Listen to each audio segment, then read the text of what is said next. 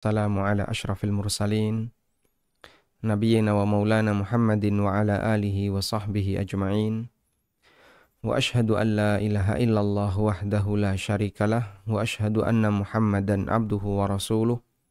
Salawatu rabbi wa salamu alaihi wa ala alihi wa ashabihi wa man sara ala nahjihi wa stanna bisunnatihi ila yaumiddin. Alhamdulillah, puji syukur kita haturkan kehadirat Allah subhanahu wa ta'ala. Di kesempatan pagi hari ini, kembali kita melanjutkan kajian rutin dengan membaca buku fikih bermadhab. Dan insya Allah yang akan kita pelajari, melanjutkan dari tema sebelumnya, bahwa masalah khilafiyah bukanlah dalil yang bisa kita jadikan sebagai alasan untuk membenarkan perbuatan A maupun perbuatan B, sebab khilaf itu butuh dalil dan bukan dalil. Selanjutnya, kita akan beralih kepada pembahasan yang baru, yaitu benarkah pernyataan bahwa dalam masalah khilafiyah tidak boleh ada pengingkaran.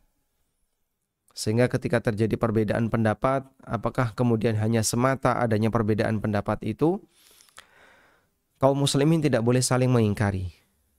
Dalam arti mengingkari pendapat yang berbeda.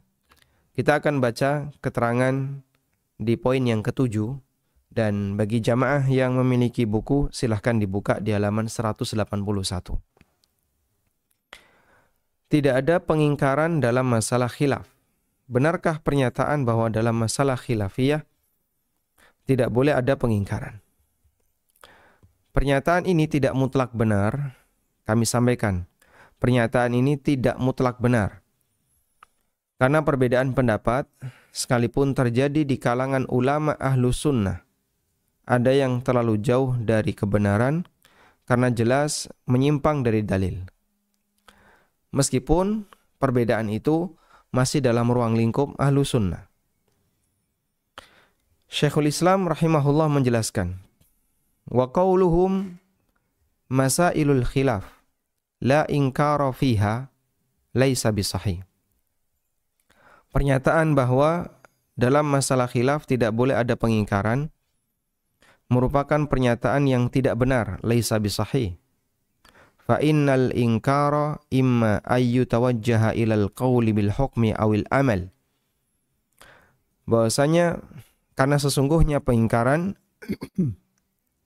itu bisa diarahkan kepada al-qaul. Pengingkaran bisa diarahkan kepada pendapat atau perbuatan. Ammal awal, fa idza kana al-qawlu yukhalifu sunnatan aw ijma'an qadiman wajaba inkaruhu wifaqan. Kemudian beliau memberikan rincian. Beliau rahimahullah memberikan rincian. Untuk yang pertama, apabila ada pendapat yang menyalahi sunnah atau ijma' qadiman yang terjadi di masa silam, wajaba ingkaruhu wifaqan, maka wajib untuk diingkari. Wifaqan, dan itu dengan ittifaq. Bil ittifaq artinya dengan sepakat. Wa ammal amalu fa idza kana ala khilafi sunnatin aw ijma'in wajaba ingkaruhu aidan. Demikian pula amal perbuatan. Ketika amal itu bertentangan dengan sunnah atau ijma', maka wajib untuk diingkari bihasabi darajatil ingkar, dengan tingkatan pengingkaran, ya, dengan bentuk pengingkaran yang bertingkat sesuai dengan bentuk pelanggaran yang terjadi. Baik. Kemudian beliau melanjutkan rincian yang kedua.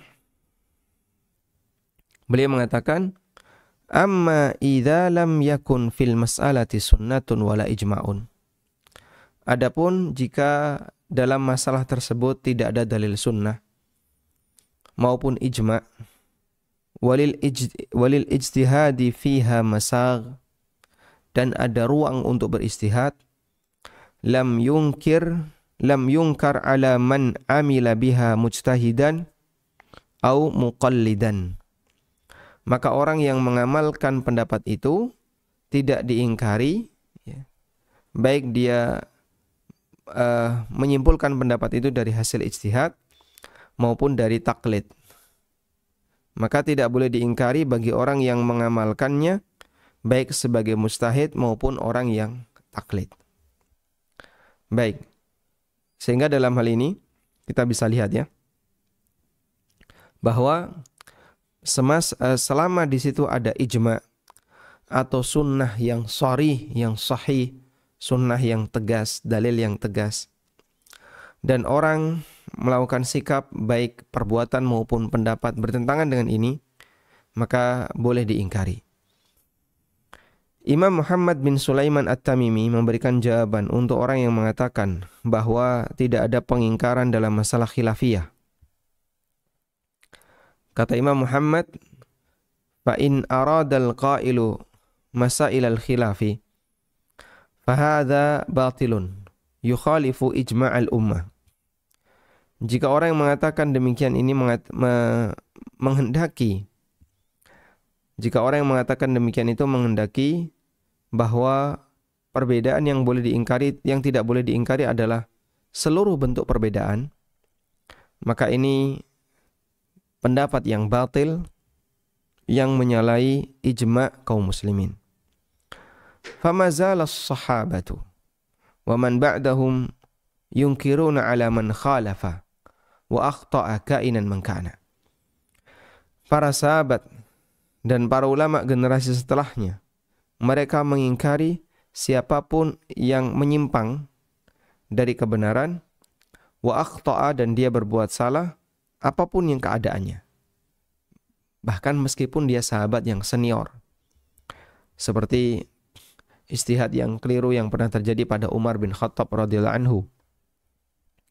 Walau kana a'lamun nasi wa atqahum, meskipun beliau adalah orang yang paling paham, paling berilmu, dan meskipun dia paling bertakwa.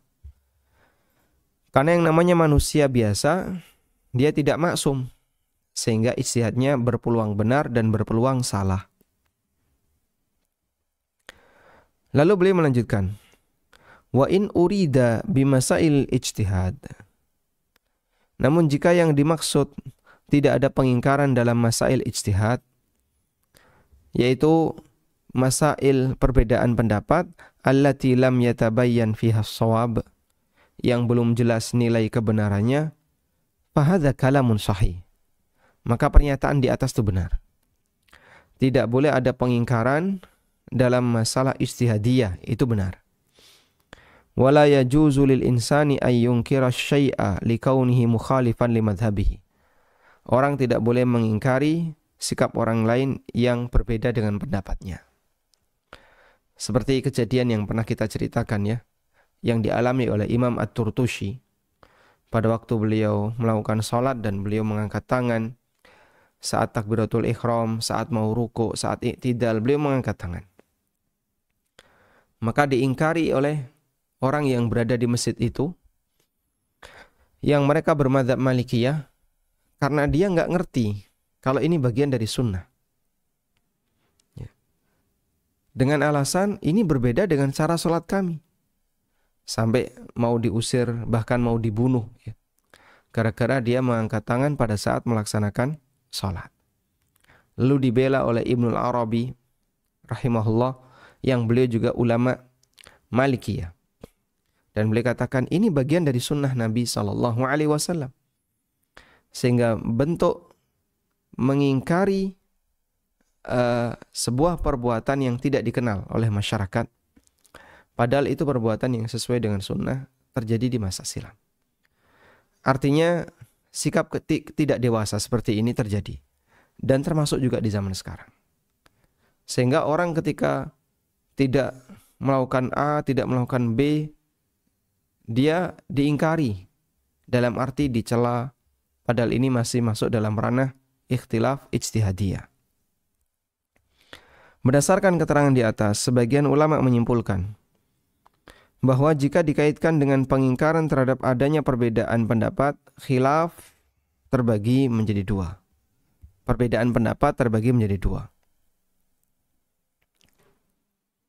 Yang pertama, khilaf yang menyalahi nas, perbedaan pendapat yang menyalahi nas, yaitu dalil yang tegas, baik dari Al-Quran hadis sahih, ijma' yang valid, maupun hasil qiyas yang pasti, yang jali, yang jelas. Perbedaan semacam ini sering diistilahkan dengan al-masail al-khilafiyah, yaitu khilaf yang dimana pendapat yang menyalahi dalil boleh untuk diingkari, karena itu termasuk di antara bentuk penyimpangan yang parah di kalangan masyarakat, atau penyimpangan yang tidak boleh untuk dibiarkan, sebab dia harus dikembalikan kepada kebenaran. Dan sejak masa silam, para sahabat mengingkari sahabat yang lain yang melakukan pelanggaran terhadap dalil karena mereka tidak tahu. Seperti pengingkaran yang dilakukan oleh Aisyah kepada Zaid bin Arqam, di mana Zaid bin Arqam melakukan praktek jual beli inah. Lalu setelah dilaporkan kepada Aisyah, Aisyah mengatakan, "Akhbiri Zaid bin Arqam." Sampaikan kepada Zaid bin Arqam, "Annahu qad abtala jihadahu ma'a Rasulillah sallallahu alaihi wasallam." Bahwa gara-gara perbuatannya ini, dia telah membatalkan jihadnya bersama Rasulullah sallallahu alaihi wasallam illa ayyatub, sampai dia bertobat. Zaid melakukan jual beli inah karena beliau tidak tahu, atau karena beliau punya alasan yang lain, tapi alasannya itu lemah. Sehingga ketika ini dilaporkan kepada Aisyah radhiyallahu anha, Aisyah mengatakan, sampaikan kepada Zaid, kalau tetap dia lakukan seperti itu, dia membatalkan pahala jihadnya bersama Rasulullah sallallahu alaihi wasallam. Sehingga perbuatan maksiat itu bisa menghilangkan pahala amal soleh. Sampai pun pada amalan jihad. Sehingga Aisyah menyampaikan, sampaikan kepada Zaid, bahwasanya kalau dia tetap lanjutkan ini, dia telah membatalkan pahala jihadnya bersama Rasulullah SAW, kecuali kalau dia bertobat. Baik, ini salah satu di antara contoh bagaimana praktek sahabat, di mana mereka mengingkari kalau ada sahabat yang lain yang tidak sejalan dengan dalil yang mereka pahami. Demikian pula ketika Umar bin Khattab radhiyallahu anhu, beliau berceramah dan beliau pernah menetapkan pada waktu Umar jadi khalifah, mahar wanita tidak boleh lebih dari 400 dirham. Tidak boleh lebih dari 400 dirham. Dan siapa yang memberikan mahar sebanyak 400 dirham, maka kelebihannya akan disita oleh negara, dimasukkan ke Baitul Mal. Selesai berkhutbah, kemudian datang seorang wanita Quraisy dan menyampaikan, "Wahai Amirul Mukminin, Anda tidak berhak untuk melakukan seperti itu." Lah kenapa? Engkau memberikan batasan mahar maksimal 400 dirham. Dan itu bertentangan dengan ayat Allah. Wa ayyu ayatin, ayat yang mana? Lalu wanita ini mengatakan, wa akhadna min, Allah Subhanahu wa taala berfirman, wa in aradtum istibdala zawjin makana zawjin wa ataitum ihdahunna qintaran fala ta'khudhu minhu syai'a. Kalau kamu ingin menceraikan istrimu dan ingin nikah lagi dengan wanita yang lain, wa ataitum ihdahunna qintara, dan kamu telah memberikan mahar kepada istri yang kau ceraikan itu berupa qintar. Berupa qintar. Apa itu qintar? Al-malul katsir. Makna qintar adalah harta yang banyak. Fala ta'khudhu minhu syai'a. Maka kalau kamu sudah ceraikan, jangan mengambil mahar itu sepeser pun. Ata'khudhunahu buhtanan wa itsman mubina. Apakah kalian akan mengambil mahar itu dengan tuduhan yang dusta? Nah, sehingga Allah Subhanahu wa taala melarang lelaki yang sudah memberikan mahar kepada istrinya, lalu lelaki ini menceraikan istrinya, tidak boleh untuk ngambil mahar itu meskipun nilainya besar, meskipun nilainya qintar. Ya, baik. Ini ada di surat An-Nisa ya. Fala ta'khudhu minhu syai'a. Jangan mengambil mahar itu sepeser pun. Maka wanita ini mengingatkan kepada Umar, kalau Allah mengizinkan seorang lelaki untuk memberikan mahar berupa qintar, kenapa Umar menghalangi dan menyatakan maksimal 400 dirham? Kemudian Umar radhiyallahu anhu naik lagi ke atas mimbar dan beliau menyampaikan bahwasanya Umar salah dan beliau ingin memberikan koreksi terhadap apa yang tadi disampaikan oleh beliau radhiyallahu anhu. Sehingga hal yang biasa terjadi pengingkaran semacam ini di kalangan sahabat. Kemudian yang kedua, khilaf yang terjadi pada salah satu dari tiga masalah berikut. Khilaf yang terjadi pada salah satu dari tiga masalah berikut. Yang pertama, tidak ditegaskan dalam dalil. Tidak ditegaskan dalam dalil, baik Al-Quran, hadis, ijma' maupun qiyas jali. Yang kedua, khilaf yang terjadi karena perbedaan pendapat dalam menilai kesahihan hadis. Yang ketiga, ada dalil sahih tetapi memiliki banyak kemungkinan makna multitafsir, sehingga terjadi perbedaan pendapat. Baik, coba diperhatikan ya. 3 jenis perbedaan yang ditoleransi oleh para ulama. 3 jenis perbedaan yang ditoleransi oleh para ulama, saya ulang. Yang pertama, dalam masalah itu tidak ditegaskan dalam dalil, baik Al-Quran, hadis, ijma' maupun qiyas jali. Yang kedua, khilaf yang terjadi karena perbedaan pendapat dalam menilai hadis sahih. Ada hadisnya, namun hadis ini ada yang menilai sahih, ada yang menilai dhaif. Maka muncul konsekuensinya, terjadilah khilaf setelah itu. Yang ketiga, ada dalil yang sahih tetapi memiliki banyak kemungkinan makna. Dalil itu multitafsir, sehingga bisa ditafsirkan A, bisa ditafsirkan B. Perbedaan pendapat yang bentuknya 3 ini sering diistilahkan dengan al-masail al-ijtihadiyah, dan khilaf bagian inilah yang ditegaskan oleh para ulama, tidak ada pengingkaran di sana. Tidak ada pengingkaran di sana. Baik.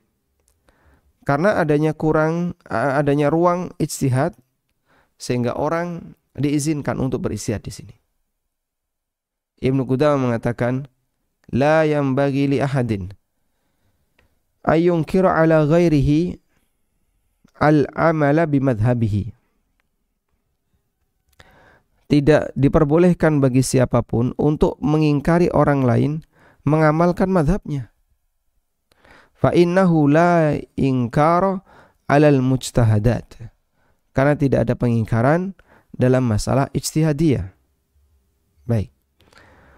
Perlu dicatat bahwa yang tidak boleh dilakukan adalah mengingkari, dalam arti menilai salah dan berdosa orang yang memiliki pendapat yang berbeda. Adapun diskusi dalam rangka menyimpulkan pendapat yang paling mendekati kebenaran, maka hal ini tidak dilarang, hukumnya boleh. Hukumnya diperbolehkan. Sehingga sah-sah saja orang berdiskusi. Dia berpendapat A, yang ini berpendapat B. Diskusi. Sah-sah saja. Dalam rangka keluar dari khilaf, ya, yaitu tentang masalah yang akan kita bahas tersendiri, ya, tentang bahwa keluar dari khilaf itu bagian dari hal yang dianjurkan. Baik, sekarang coba kita buat kesimpulan ya.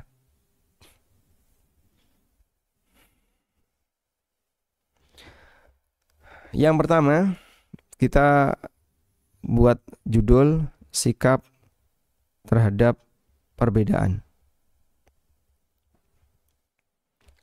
Bagaimana cara menyikapi perbedaan yang benar? Maka tolong bedakan 2 hal ini ya. Yang pertama, mengingkari. Mengingkari itu sama dengan menyalahkan.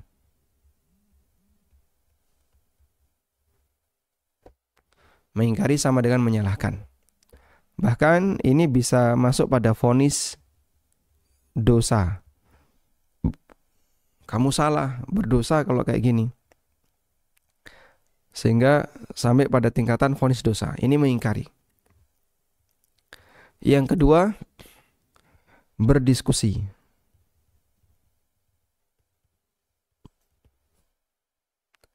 Ini membandingkan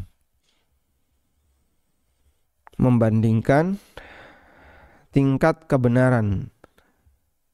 Membandingkan tingkat kebenaran beberapa pendapat. Baik. Dua ini yang perlu dibedakan terlebih dahulu ya. Ada mengingkari, ada berdiskusi.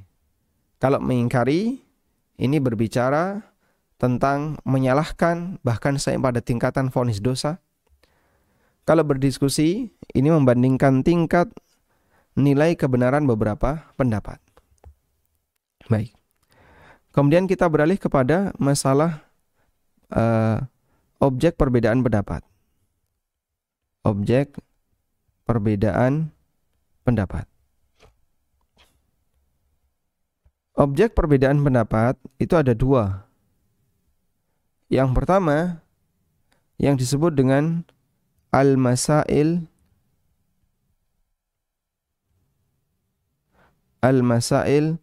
al-khilafiyah.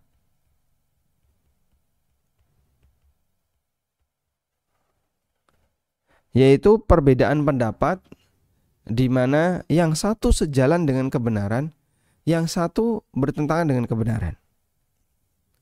Al-masail khilafiyah. Jadi gambarannya al-masail khilafiyah ini ada perbedaan ya, yang dimana pendapat A ini sejalan dengan nas. Kalau disebut nas maknanya adalah Al-Quran dan sunnah yang maknanya jelas. Itu namanya nas. Atau sejalan dengan ijma'. Oh, pendapat ini didukung oleh ijma'. Atau sejalan dengan qiyas yang jali. Qiyas yang jali. Qiyas yang tegas, yang jelas. Sudah? Nah, masail khilafiyah, di situ ada pendapat A, di mana pendapat A ini sejalan dengan nas, atau sejalan dengan ijma', atau sejalan dengan qiyas yang jali. Maka pada posisi ini, ya, pada posisi ini kita bisa menilai A ini perbuatan yang benar atau pendapat yang benar. Ada pendapat B, terjadi perbedaan yang satu A, yang satu B. Nah, yang B ini menyalahi nas. Yang B menyalahi nas atau menyalahi ijma'. Pendapat B ini menyalahi ijma', menyalahi nas, atau menyalahi qiyas yang jali. Menyalahi qiyas yang jali. Maka pendapat B ini boleh diingkari.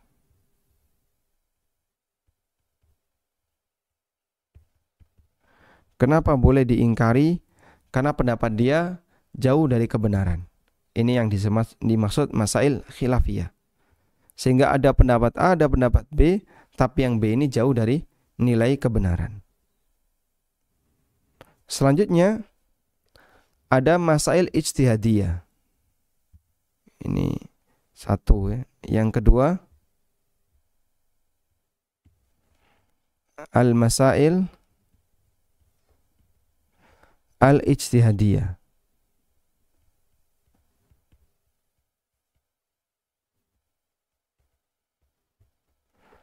Untuk masail ijtihadiyah, di situ terjadi perbedaan. Tapi perbedaan ini disebabkan karena ijtihad satu. Disebabkan karena ijtihad satu. Kemudian yang kedua ada ijtihad dua. Nah, di sini maafkan. Yang satu berpendapat P, yang satu berpendapat Q. P ini hasil ijtihad 1.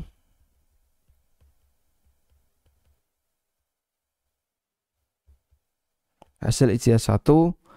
Q ini juga hasil ijtihad.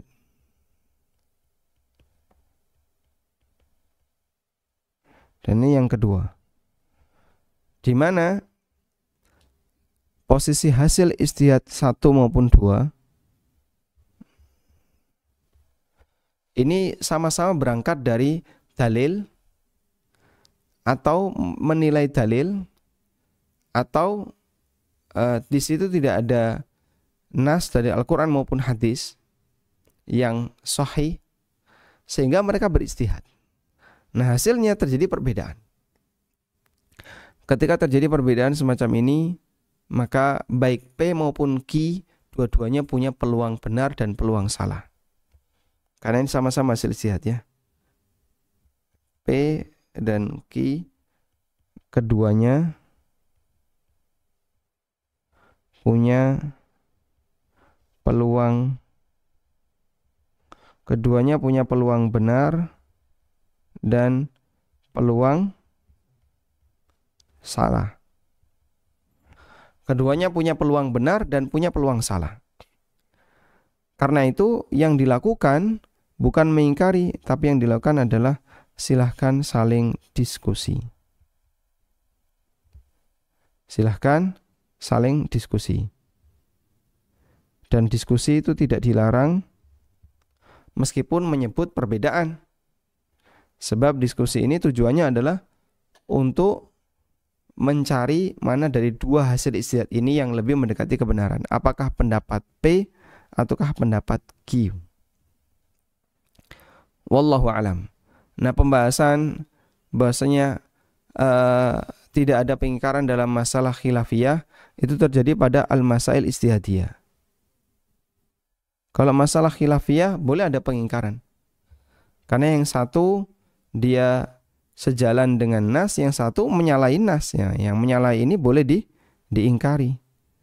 Tapi kalau masail ijtihadiyah, ini hasil ijtihad, ini hasil ijtihad. Dan dalilnya tidak tegas. Atau ada sunnah tapi memiliki banyak kemungkinan makna.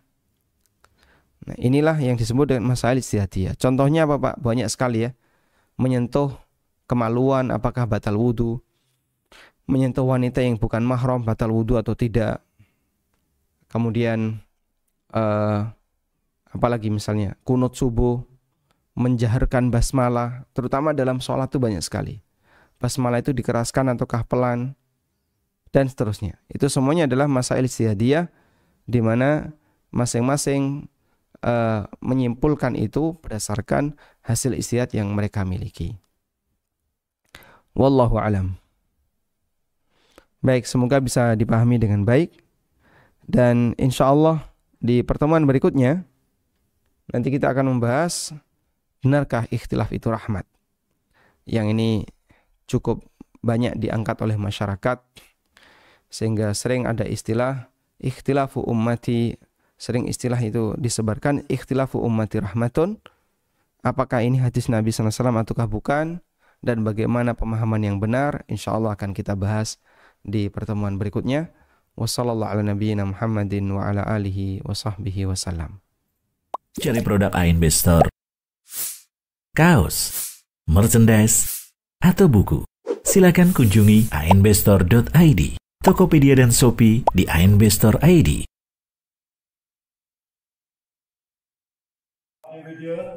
Dengan semakin berkembangnya dakwah yang disampaikan melalui ANB Channel yang diisi oleh Ustadz Amin Nurbaik, Ustadz Wira Mandiri, Ustadz Ristian Raniel, Ustadz Amir As-Soronji, Ustadz Musa Jundana, Ustadz Muhammad Abu Rifai, dan para asatidzah Jogja lainnya, serta untuk meningkatkan pelayanan kepada kaum muslimin melalui Yayasan Amal Abadi Indonesia yang mengelola lembaga Indonesia Bersih Riba, tim perawat jenazah Al-Baqi, haji, konsultasi zakat dan waris. Insya Allah akan dibangun kantor dan studio ANB Channel yang representatif serta kantor Yayasan Amal Abadi Indonesia. Mari dukung dengan menginfakkan sebagian harta kita melalui Bank Syariah Indonesia atas nama Yayasan Amal Abadi Indonesia dengan nomor rekening 7441998877. Jazakumullah khairan wa barakallahu fikum.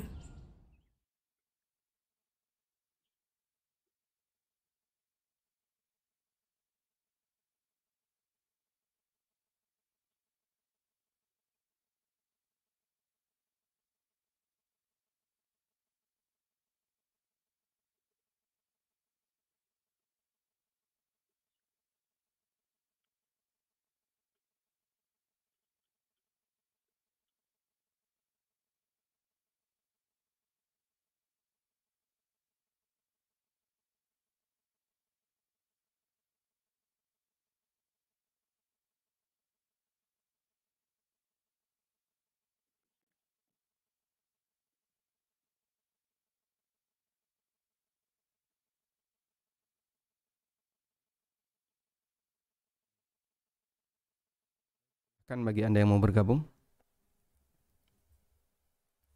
Assalamualaikum warahmatullahi wabarakatuh. Waalaikumsalam warahmatullahi wabarakatuh. Silakan Bapak. Assalamualaikum. Barakallahu fikum. Ya, Afan Ustaz, Anda mau bertanya terkait pertanyaan yang kemarin Ustaz, kelanjutan antara akad bisnis coach dengan pengusaha. Nah, Kemarin itu kan Ustaz mengatakan bahwa akad yang kemarin Anda jelaskan bahwa akad ini kan antara ijaroh dengan musyarakah itu termasuk ke dalam dua akad yang digabungkan sehingga harus dipilih salah satu. Nah, kemarin itu mungkin ada data yang belum Anda jelaskan secara lengkap gitu ya Ustaz. Jadi akad ini memang sudah terjadi gitu Ustaz. Jadi akad ini sudah berlangsung 7 bulanan. Nah, di mana akad ini itu ujroh dan bagi hasil itu memang di kesepakatan itu diambil per bulan gitu. Nah, cuman untuk yang ujroh memang sudah diambil seperti ditetapkan di kesepakatan bahwa diambil per bulan. Nah, cuman untuk bagi hasil itu belum gitu Ustaz. Jadi masih dikumpulkan gitu. Nah, maksudnya mungkin yang menjadi pertanyaannya itu ketika harus dibuat satu akad, itu taruhlah misalnya akad ijaroh gitu. Nah, apakah untuk yang misalnya musyarakah yang mungkin sudah terjadi di 7 bulan kemarin itu dianggapnya mungkin maksudnya apakah dibatalkan gitu kan secara nominal keuangannya? Karena kalau di awal itu memang kami ada kesepakatan seperti ini gitu Ustaz. Jadi misalnya di angka ujrohnya itu taruhlah sekian rupiah, itu nggak apa-apa, ada istilah kalau kurang dan sebagainya, itu kan ada sebagian yang sudah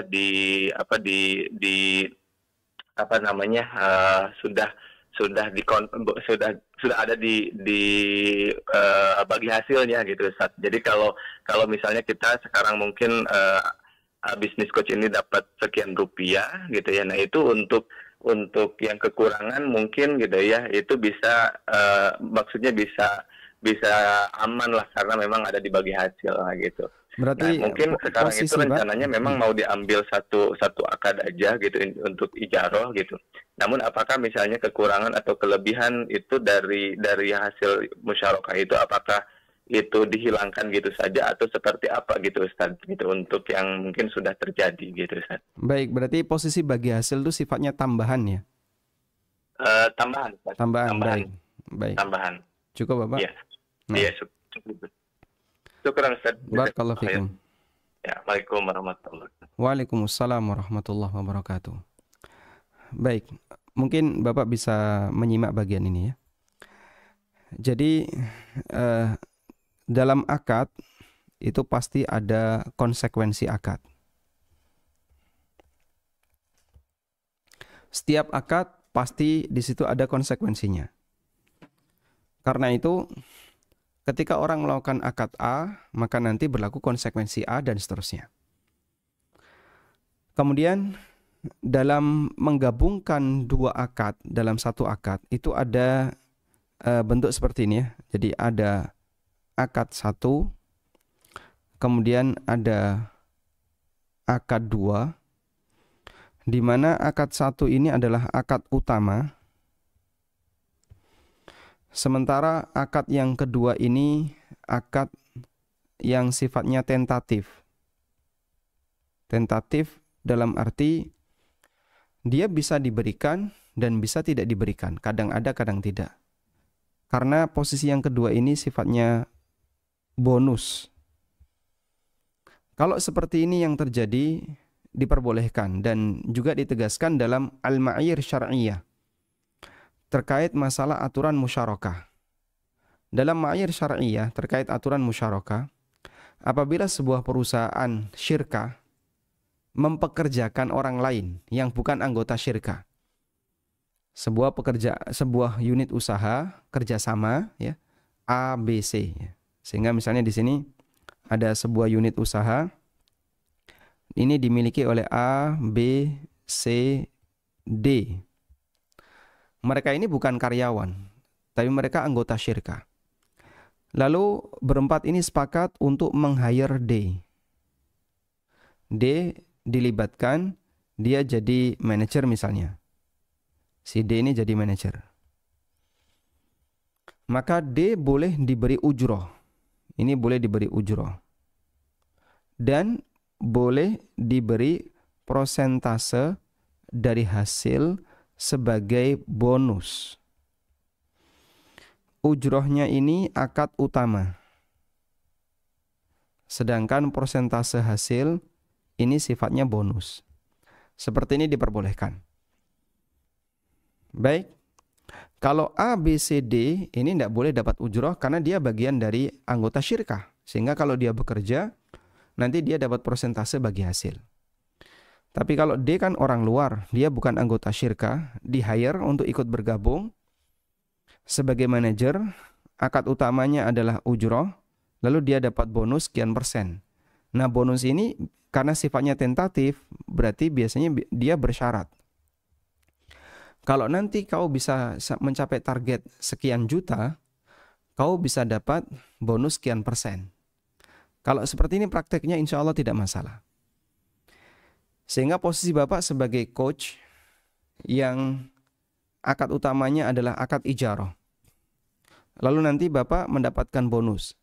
Kalau nanti performa dari karyawan naik, kemudian produktivitas makin bagus, hasil makin maksimal, kamu saya kasih bonus misalnya 10% dari net profit. Silahkan, sah-sah saja, diperbolehkan. Nah, posisi bonus itu adalah akad yang kedua dan sifatnya tentatif. Sehingga dia bisa ada, bisa tidak. Dan dia berdasarkan syarat yang melatar belakangi keberadaan bonus tersebut. Insya Allah kalau seperti ini yang terjadi tidak masalah. Wallahu a'lam. Nah, baik, silahkan. Assalamualaikum Ustaz. Waalaikumsalam warahmatullahi wabarakatuh. Izin bertanya, apabila kami ada urunan sapi, namun hari raya kami berbeda hari. Ada yang duluan, ada yang ikut pemerintah. Jika seperti ini gimana ya Ustaz? Mohon penjelasannya. Jazakumullahu khairan. Wa jazakumullahu khairan. Ini termasuk di antara permasalahan yang sekarang sedang banyak diperbincangkan oleh masyarakat. Adanya perbedaan waktu menyembelih antar sama kaum muslimin. Kalau kurbannya itu independen, seekor kambing, mungkin permasalahannya lebih ringan. Yang menjadi masalah adalah ketika kurbannya itu seekor sapi dan itu hasil iuran dari beberapa orang. Pertama yang perlu kita pahami bahwa menyembelih kurban terhitung sebagai sah ibadah kurban apabila disembelih setelah melaksanakan sholat Id. Dan itu bil ijma', bahkan ditegaskan oleh hadis Nabi SAW. Ada seorang sahabat yang bernama Abu Burdah bin Niyar. Abu Burdah bin Niyar radhiyallahu anhu, beliau menyembelih hewannya sebelum sholat Id. Diceritakan oleh Al-Barra bin Azib. Apa hubungannya Al-Barra bin Azib dengan Abu Burdah bin Niyar? Al-Barra ini keponakannya Abu Burdah. Doha khalun li, pamanku menyembelih. Yuqalu lahu Abu Burdah, namanya Abu Burdah. Qabla shalah, sebelum pelaksanaan salat Id. Faqala lahu Rasulullah sallallahu alaihi wasallam, kemudian Nabi sallallahu alaihi wasallam mengatakan kepada Abu Burdah, syatuka syatul lahmin. Kalau seperti ini, kambingmu hanya kambing biasa. Artinya tidak bernilai kurban. Sehingga ketika ada orang yang menyembelih hewannya sebelum pelaksanaan salat Id, maka terhitung sebagai penyembelihan biasa, tidak ada pahala berkurban. Kita juga bisa bandingkan kasus ini dengan orang yang membayar zakat fitrah. Membayar zakat fitrah sebelum sholat Idul Fitri sah sebagai zakat. Dan siapa yang membayar zakat fitrah setelah sholat Idul Fitri, maka statusnya sedekah biasa. Rasulullah SAW mengatakan tentang zakat fitrah, faman addaha qabla sholati fahiya zakatun makbulah. Siapa yang menunaikan zakat fitrah sebelum sholat, maka menjadi zakat yang diterima. Waman addaha ba'da sholati fahiya sadaqatan minas sadaqat. Tapi kalau dia tunaikan setelah sholat Id, maka statusnya sebagai sedekah biasa. Kurban juga seperti itu. Siapa yang menyembelih sebelum sholat Idul Adha, maka statusnya daging biasa, gak ada nilai kurban. Dan siapa yang menyembelih setelah sholat Idul Adha, barulah sah sebagai kurban. Sehingga kalau Idul Fitri menunaikan zakat sebelum sholat Id, sah sebagai zakat. Kalau Idul Adha menyembelih setelah sholat Idul Adha, barulah sah sebagai kurban. Ada batasannya di posisi sholat Id, Idul Fitri atau Idul Adha. Baik. Karena itu, bagi siapapun yang belum sholat Id dan dia seorang muslim yang mau berkorban, maka tidak diperbolehkan bagi dia untuk menyembelih hewan kurbannya sebelum pelaksanaan sholat Id. Tidak diperbolehkan bagi dia untuk menyembelih hewan kurbannya sebelum pelaksanaan sholat Id. Dan Nabi SAW meminta kepada Abu Burdah bin Niyar untuk mengulang. Faqala, kemudian Abu Burdah mengatakan, ya Rasulullah, inna indi dajinan jada'atan minal ma'zi. Ya Rasulullah, saya masih punya seekor hewan, tapi dia jada'ah. Jada'ah ma'az. Al-ma'zu itu kambing Jawa, ya, yang bukan domba. Tapi usianya usia jada'ah, kurang dari 1 tahun. Faqala, kemudian Nabi SAW mengatakan, idbahha wa la tasluhu li ghairik. Silakan kamu sembelih, tapi enggak berlaku bagi yang lain. Sehingga sampai Nabi SAW memerintahkan kepada Abu Burdah untuk mengulang kurbannya, karena kurbannya Abu Burdah batal. Disebabkan dia menyembelihnya sebelum pelaksanaan sholat Idul Adha. Baik. Karena itu sebagai solusi, apabila dalam seekor sapi ada 7 orang ikut iuran, lalu misalnya sebagian hari rayanya di hari Sabtu dan sebagian hari rayanya di hari Ahad, bagaimana solusinya? Solusi yang pertama, hewan ini harus disembelih di hari Ahad. Bagi mereka yang berhari raya di hari Sabtu, menyembelih di hari Ahad berarti dia menyembelih di hari tasyrik yang pertama, dan itu sah. Karena termasuk di antara waktu untuk menyembelih adalah ayyamut tasyrik, di hari tasyrik. Sebagaimana sabda Nabi SAW, ayyamut tasyrik ayyamu dzibhin. Bahwasanya hari tasyrik termasuk di antara hari untuk menyembelih. Sehingga baik yang berhari raya di hari Sabtu maupun berhari raya di hari Ahad, jika hewan itu disembelih di hari Ahad, semuanya sah. Ini pilihan yang pertama. Pilihan yang kedua, kalau ternyata sahibul kurban yang berhari raya di hari Sabtu tidak bersedia, saya tetap akan menyembelih di hari Sabtu.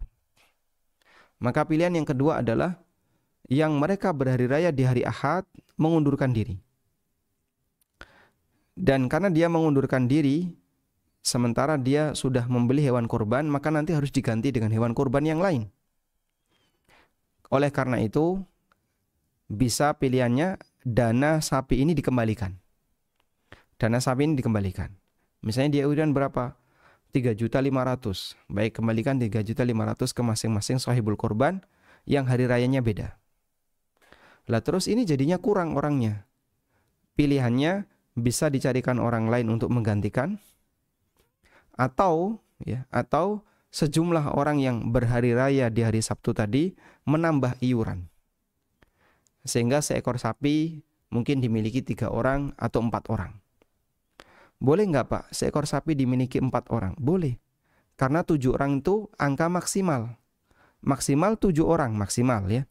Kurang dari 7, boleh. Jangankan cuma 3, 1 aja boleh. Seekor sapi sendirian, boleh. Seekor sapi 2 orang, boleh. Seekor sapi 3 orang, silahkan. Maksimal 7. Kalau 7, maksimal. Sudah nggak boleh lebih lagi. Sudah? Nah selanjutnya, jika misalnya yang 4 hari Ahad, yang 3 hari Sabtu, maka 3 ini nambahi iuran, kemudian dikembalikan kepada 4 orang tadi. Jika yang 3 ini tidak bersedia untuk diundur hari Ahad. Baik. Atau pilihan yang kedua adalah 4 ini merelakan. Ya sudah, saya relakan ini sebagai sedekah. Kemudian dia kurban lagi di hari Ahad. Ya meskipun ini jadinya orang 4 ini membeli hewan dan tidak ada niat untuk kurban, untuk sapi tadi, karena dibatalkan. Sebab misalnya takmir memutuskan tetap disembelih di hari Sabtu, dan 4 ini ngalah. Akhirnya dilepas, lalu mereka beli lagi. Kalau seperti ini, pilihan yang kedua ini juga diperbolehkan. Sudah? Dan pilihan ini kami berikan dengan maksud agar kaum muslimin bisa saling bermusyawarah untuk mencari apa yang paling maslahat bagi semuanya. Dan panitia bertanggung jawab. Panitia bertanggung jawab untuk memutuskan yang paling maslahat bagi semua. Sehingga tidak boleh memenangkan sebagian, kemudian nanti mengalahkan yang lain. Karena kalau seperti itu yang terjadi, ya bisa memicu permusuhan di kalangan kaum muslimin.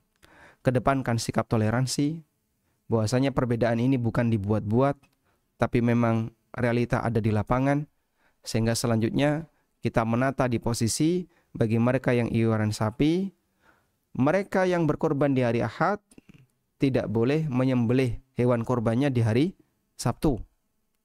Mereka yang berkorban di hari Sabtu diperbolehkan menyembelih hewan korbannya di hari Ahad, karena ini hari tasyrik. Dan insya Allah menunda itu pilihan yang paling ringan. Karena mungkin kalau waktunya sudah mepet, sekarang sudah di hari Jumat. Jika harus mencari pengganti ya, untuk yang berkorban di hari Ahad barangkali kesulitan untuk menemukan, maka sebagai bentuk memberikan solusi yang paling maslahat bagi semua, sebaiknya takmir menunda. Sapi disembelih di hari Ahad, sementara kambing bagi yang memiliki kambing hari raya di hari Sabtu boleh disembelih di hari Sabtu. Dan kambing yang hari rayanya di hari Ahad nanti disembelih di hari Ahad. Insya Allah dengan cara demikian akan memberikan kebaikan bagi seluruh kaum muslimin. Wallahu a'lam. Baik. Silahkan. Assalamualaikum.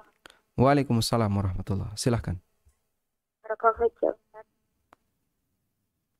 Barakallahu fiik. Ini Ustaz tanya masalah sholat witir. Apakah mohon maaf kan... suara Ibu tidak terdengar dengan jelas. Bisa agak dikeraskan atau Anda pindah ke sinyalnya yang lebih bagus. Halo? Baik, silakan. Sekarang lebih jelas. Alhamdulillah.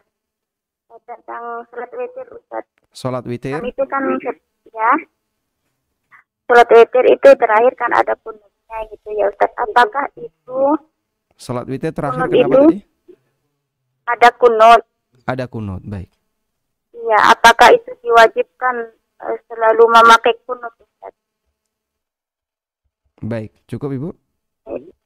Sedangkan yang kedua, Ustaz Afwan, Ustaz, yang kedua, kulit kurban itu gimana hukumnya kulit kurban itu dijual, kemudian uangnya ditaruh di masjid? Apakah itu masih dinamakan kurban atau gimana, Ustaz?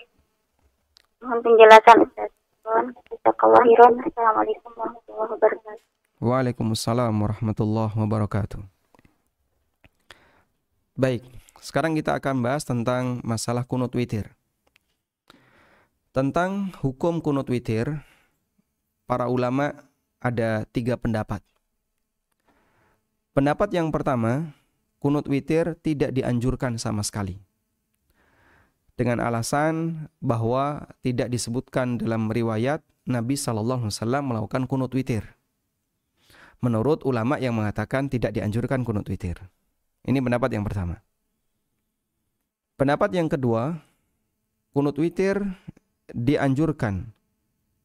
Kunut witir dianjurkan sepanjang orang melaksanakan witir. Sehingga setiap hari witir, silahkan kunut witir.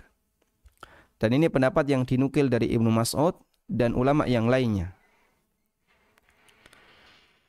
Wali anna fis sunan anna Nabiyya sallallahu alaihi wasallam 'allama al-Hasan bin Ali du'a yad'u bihi fi kunutul witri. Dan terdapat dalam hadis bahwa Nabi sallallahu alaihi wasallam pernah mengajarkan kepada Hasan bin Ali doa yang dibaca untuk kunut witir. Baik. Nabi SAW mengajarkan doaan yad'u bihi fi kunutil witri. Nabi SAW mengajarkan doa yang dibaca di kunut witir. Meskipun tambahan riwayat bahwasanya doa itu dibaca di kunut witir dinilai dhaif oleh sebagian ulama.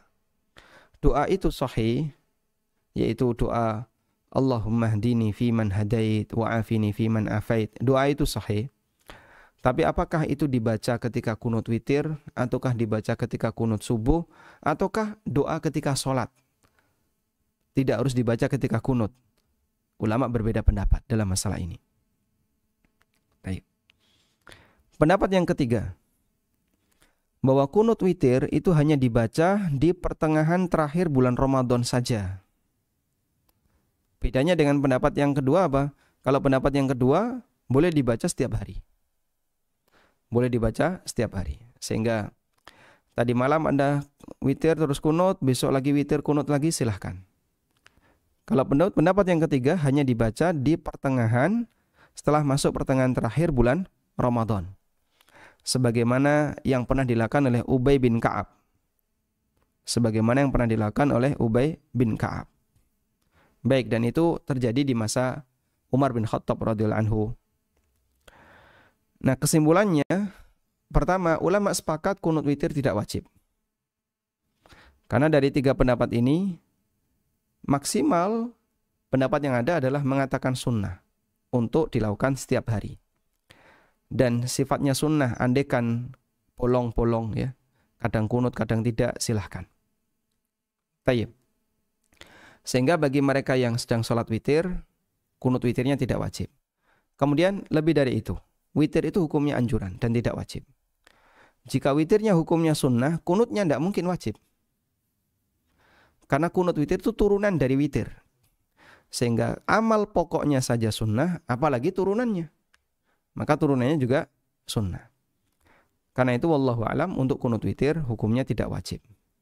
Tapi kalau Anda mengikuti pendapat yang mengatakan tidak dianjurkan, dan itu pendapat Hanafiyah, maka ketika witir tidak perlu kunut.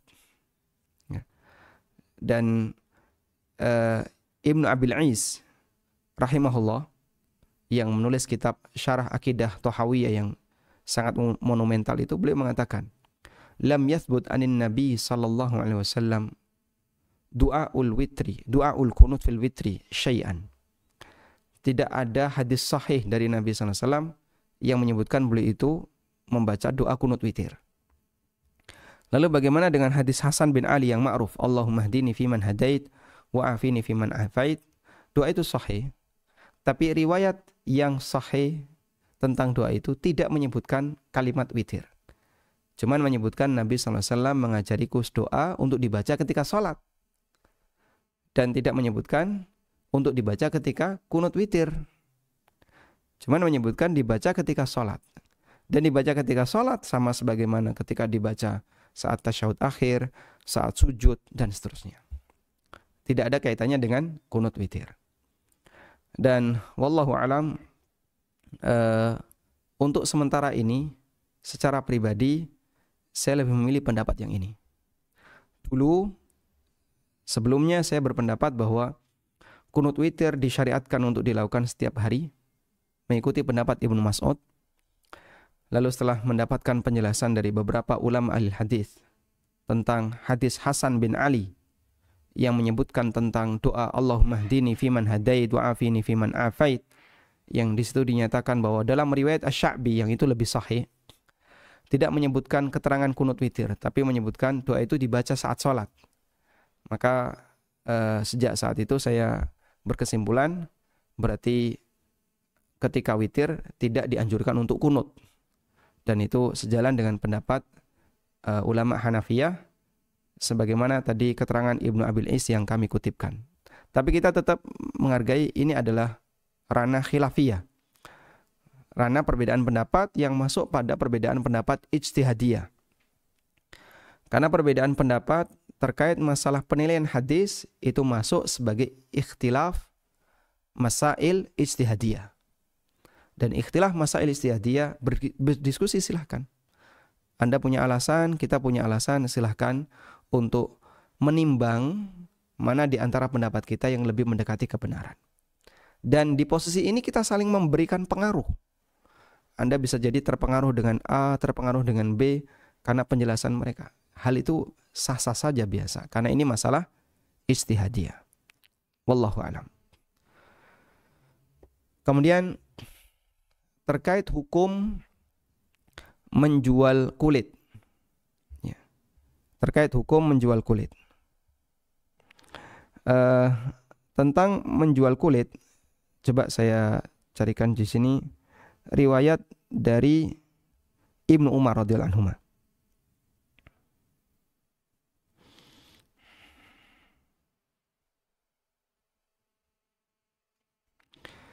Baik, jadi berkaitan dengan hukum menjual kulit hewan kurban, lalu hasilnya disedekahkan untuk fakir miskin atau untuk untuk kas masjid, untuk kegiatan operasional masjid, atau untuk operasional yayasan atau yang lainnya. Apakah itu diperbolehkan? Karena kita memahami begini ya, kulit itu tidak semua orang bisa menangani dengan baik.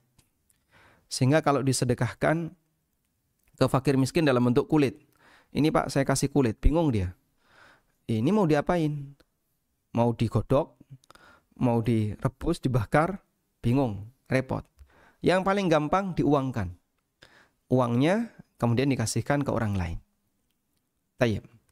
Sekarang kita akan lihat rincian berikut. Yang pertama, tidak diperbolehkan bagi sahibul kurban untuk menjual hasil hewan kurban itu apapun bentuknya, baik kulit, kepala, kaki maupun yang lainnya, kemudian uangnya dimiliki pribadi. Sehingga misalnya orang kurban kambing, kepala, kaki, kulit dijual, dapat duit 200.000, duit 200.000 masuk kantong pribadi. Kalau seperti ini yang terjadi, ini bisa mengancam keabsahan kurbannya. Berdasarkan hadis riwayat Hakim, man ba'a jilda udhiyatihi fala udhiyata lahu. Barang siapa yang menjual kulit hewan kurbannya, maka kurbannya batal. Yang kedua, tidak diperbolehkan untuk memberi upah kepada tukang jagal atau orang yang membantu pelayanan penanganan kurban dengan dibayar dengan hasil dari kurban, baik daging, kepala, kaki, kulit, semuanya tidak boleh. Bahkan termasuk aksesoris. Aksesoris itu namanya jalab ya.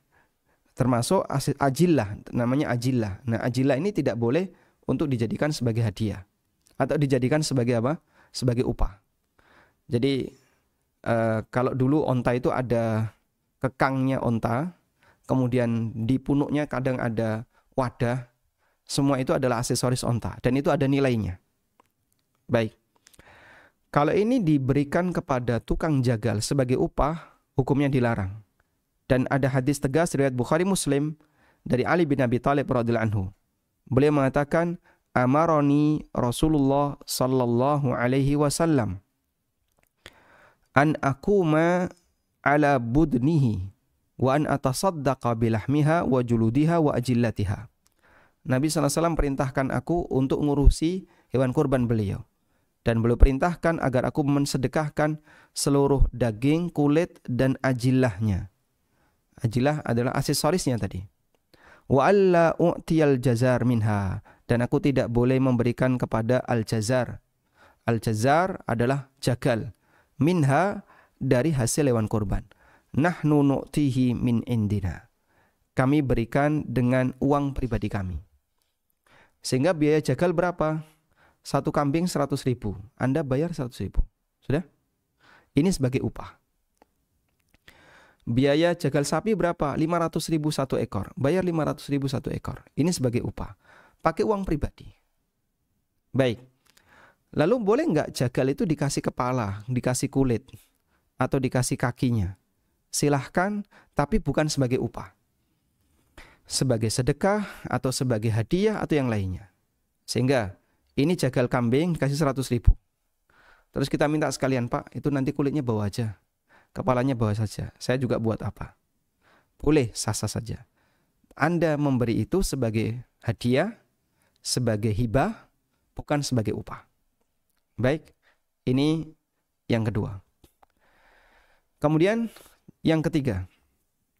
Apakah diperbolehkan untuk menjual kulit lalu ditukar daging, atau menjual kulit lalu uangnya disedekahkan untuk kaum muslimin yang membutuhkan?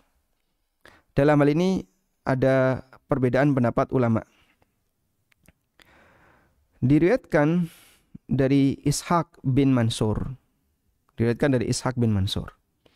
Aku pernah bertanya kepada Abu Abdillah, dan yang dimaksud di sini adalah Imam Ahmad. Juludul adhahi ma yasna' biha. Kulit hewan, apa yang boleh kita lakukan? Qala, kata Imam Ahmad, yantafi'u biha wa yatasaddaqu bithamaniha. Boleh dimanfaatkan dan disedekahkan hasil penjualannya.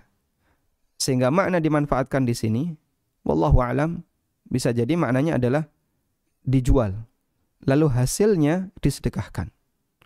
Qultu, maka Ishaq bin Mansur bertanya, beliau muridnya Imam Ahmad, tuba'u wa yatasaddaq bithamaniha, apakah boleh untuk dijual lalu disedekahkan dengan hasilnya? Qala, kata Imam Ahmad, na'am, boleh berdasarkan hadis Ibnu Umar. Boleh berdasarkan hadis Ibnu Umar. Baik. Dan hadis Ibnu Umar ya diriwayatkan oleh Abdul Malik bin Abdul Hamid bahwa Imam Ahmad, Abu Abdillah yaitu Imam Ahmad, qala, beliau mengatakan, inna Ibnu Umar ba'a jilda baqaratin wa tasaddaqa bithamani. Bahwasanya Ibnu Umar menjual kulit sapi lalu boleh sedekahkan hasil penjualannya. Ya. Dan riwayat Ibnu Umar ini dinilai sahih oleh para ulama, sehingga ini dijadikan sebagai salah satu dalil bahwa diperbolehkan kulit itu dijual oleh panitia, namun dengan syarat ya, uangnya digunakan untuk sedekah. Masukkan ke kas masjid. Sedekah itu bisa ke kas masjid, ke fakir miskin, ke panti asuhan, atau siapapun. Baik, ini pendapat yang pertama. Dan ada yang mengatakan bahwa tidak diperbolehkan untuk dijual, namun diserahkan dulu ke orang lain. Diserahkan dulu ke orang lain, kemudian baru setelah itu penerimanya boleh menjualnya. Dan itu adalah pendapat jumhur. Sehingga di sini disebutkan adanya ikhtilaf ulama ya. berkaitan dengan menjual kulit lalu disedekahkan hasilnya. Ada yang membolehkan dan itu mazhab Hanafiyah dan pendapat Imam Ahmad dalam salah satu riwayat. Dan ada yang melarang dan itu pendapat jumhur ulama. Kalau jumhur tidak boleh dijual. Jangan dijual sebelum diserahkan. Sehingga kulit itu diserahkan dulu ke fakir miskin atau ke panti asuhan atau pesantren. Pesantren yang menerima boleh menjual. Pesantren yang menerima boleh menjual. Nah, ketika pesantren yang menerima ini menjualnya, hasilnya dipakai untuk operasional pesantren, tidak masalah. Karena sudah pindah tangan. Tapi kalau panitia yang merupakan wakil dari sahibul kurban, yang menjualnya, lalu kemudian hasilnya disedekahkan, ini sebagian ulama membolehkan dan jumhur melarang.